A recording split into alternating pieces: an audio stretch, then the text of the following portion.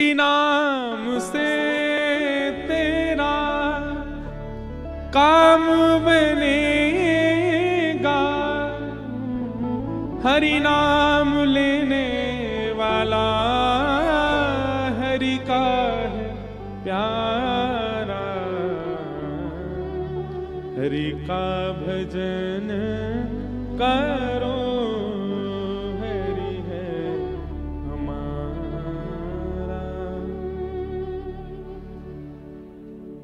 श्रीमद रामानंदाचार्य जी महाराज, बहुत ध्यान से सुनिएगा। ये विश्वास की करने वाली एक कथा है, बहुत ध्यान से सुनना। रामानंदाचार्य जी महाराज सब लोग जानते हैं, रामानंद संप्रदाय के आचार्य। वे जब अपने बाल्यकाल में थे, उनके साथ एक बड़ी सुखद घटना हुई।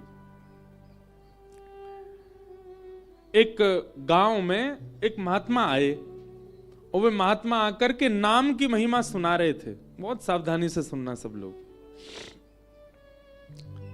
नाम महिमा सुनते सुनते श्री रामानंदाचार्य जी महाराज तब अपने पूर्व नाम में और एवं पूर्व भाव में थे, घर गृहस्थी सब परिवार के संग थे। तो आपने खड़े होकर के महाराज जी से कहा, बोले महाराज जी अच्छी बात है कि आप कह रहे हैं नाम गाना चाहिए, नाम उच्चारण करना चाहिए, नाम जप करना चाहिए, पर नाम हमको रोटी थोड़ी खवा देगा।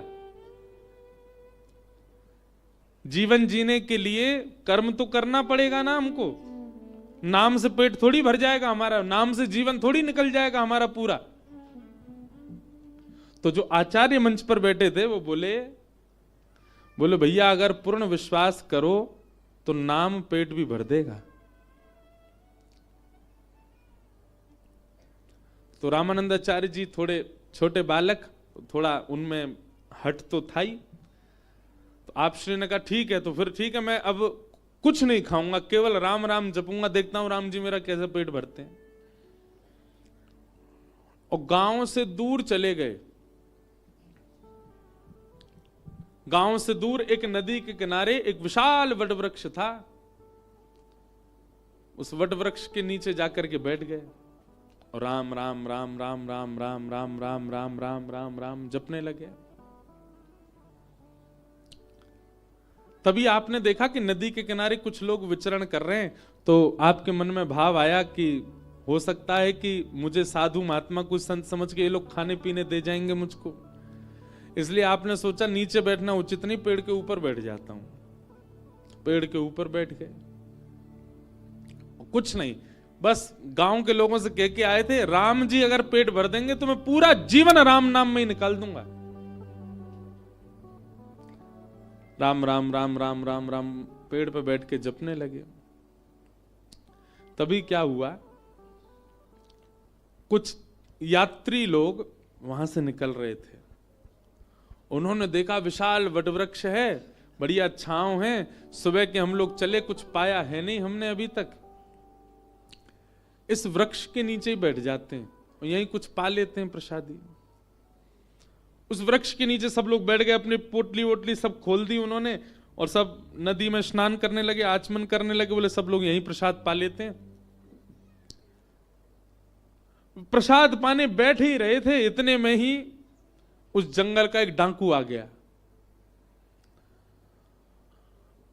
डाकू के आते ही महाराज उसके घोड़ों को आते देख, उनके हाथों में सब औजार और वो सब लगे थे मारने के, उन सबको देख करके वो सबरे अपनो सामान वामान सब छोड़ छाड़ के वहां से भाग गए। डाकू आया पूरी सेना के साथ, उसने कहा हाँ भाई सुनो, ये सब माल यहां पर पड़ा है, इसमें से देखो हमारे उपयोग की क्या वस्तु है। सब खोल खाल करके देखा, उसमें थोड़ा बहुत कुछ धन मिला, धन सब रख लिया।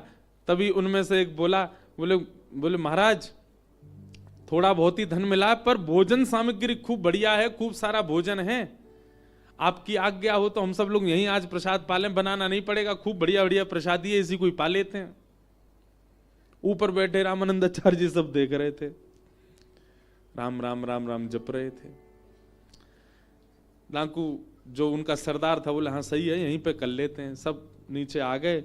जैसे ही प्रसाद पाने के लिए बैठे, पता नहीं कैसे जो सरदार था डाकुओं का, उसकी दृष्टि पड़ी ऊपर और जैसे ही उसने ऊपर देखा तो रामानंदाचार्य बालक बैठे थे।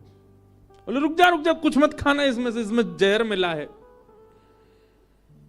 बोले क्या, आपको कैसे पता?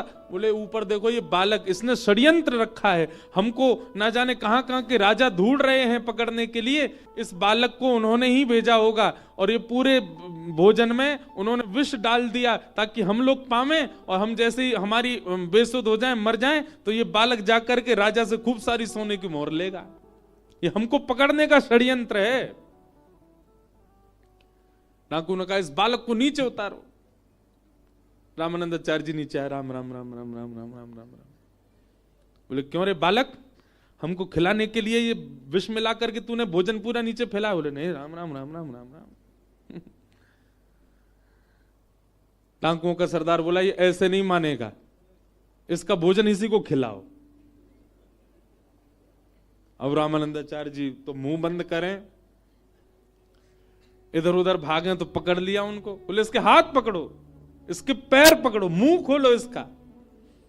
और जैसे ही मुंह खोल करके महाराज, अच्छा मुंह खोल करके भी कुछ गलत वस्तु नहीं है, पेड़ा खिला रहे हैं, मोहनथाल खिला रहे हैं, पूड़ी खिला रहे हैं, रबड़ी खिला रहे हैं, जितनी सामग्री थी सब खिला रहे हैं। रामानंदाचार्य जी के नेत्रों से आंसू गिर रहे। बोले जय हो राम जी, ऐसा प्रसाद तो मैंने कभी नहीं पाया कि 56 भोग ठूस ठूस के खिलाए जा रहे हैं। ये है राम नाम की महिमा। और उसी समय हमारे विश्व को, हमारे भारत भूमि को एक आचार्य मिले, श्री रामानंदाचार्य, राम नाम की महिमा से, जिनके शिष्य स्वयं श्री रैदास जी महाराज, श्री कबीरदास जी महाराज, ये सब उनके शिष्य हुए। इसका मतलब ये नहीं कि आप भी बैठ जाओ गंगा जी पे, राम राम राम राम। अच्छा एक बात बोलूं, करके देख लो, कोई बुराई थोड़ा ही है।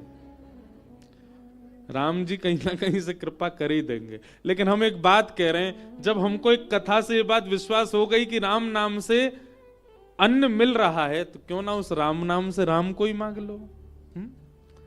जब अन्न साधन मिल सकता है तो स्वयं राम क्यों नहीं मिल सकते? भगवान नाम अति श्रेष्ठ। इसलिए नाम बहुत आवश्यक है जीवन में, भगवान नाम। और भगवान नाम आत्म कल्याण के लिए होता है, यही भागवत का विषय है। धर्म प्रौजित कई तवोत्र परमो निर्मत्सराणाम सताम वैद्यम वास्तव मत्र वस्तु शिवदम तापत्रयोन्मूलनम श्रीमद्भागवते महामुनि कृते किंबा परैरीश्वर सद्यो हृदय वरुध्य तेत्र कृत भी शुश्रूषुभिस्तच्छणा। भागवत जी का द्वितीय श्लोक, जहां पर विषय, अधिकारी, संबंध और प्रयोजन 4 बातें बताई गई। सबसे पहला भागवत का विषय क्या है? आप कथा सुनने के बाद में कहीं ना कहीं अब आत्म कल्याण के लिए बढ़ने लगोगे। अभी तक आपकी स्थिति क्या है? कहीं ना कहीं आप देह की पुष्टि का भाव रखते हैं, ऐसा खाऊं जिससे देह पनपे, ऐसा कुछ करूं जिससे मेरे देह को सुख मिले, ऐसा कुछ करूं जिससे मेरा देह प्रबल हो, धनवान हो, संपत्तिवान हो। ऐसी ऐसी इच्छाएं जब देह के लिए आती हैं तब तक आप धर्म कर रहे हो। लेकिन जिस दिन आपके मन में भाव आ जाता है भाई देह तो नश्वर है, इसके भीतर विराजमान जो आत्मा है उसका उद्धार करना है मुझको और देह का माध्यम लेना है, उसी दिन आप परम धर्म करने लग जाते हो। अभी हमारी स्थिति क्या है? आंखों से ऐसा देखूं जिससे आंखों को सुख मिले, पर परम धर्म करने वाली की स्थिति क्या हो जाती? आंखों से उसको देखूं जिससे आत्मा की संतुष्टि हो। संसारी व्यक्ति क्या? ऐसा सुनूं जिससे मैं एंटरटेनमेंट हूं, जिससे मेरा मनोरंजन हो। लेकिन आध्यात्मिक व्यक्ति क्या कहता है? ऐसा सुनूं जिससे मेरा आत्मचिंतन हो। संसारी व्यक्ति ऐसा खाऊं जिससे मेरी जीव को सुख मिले, और आध्यात्मिक व्यक्ति ऐसा खाऊं जिससे मेरा और भजन बढ़े। वजन नहीं, भजन।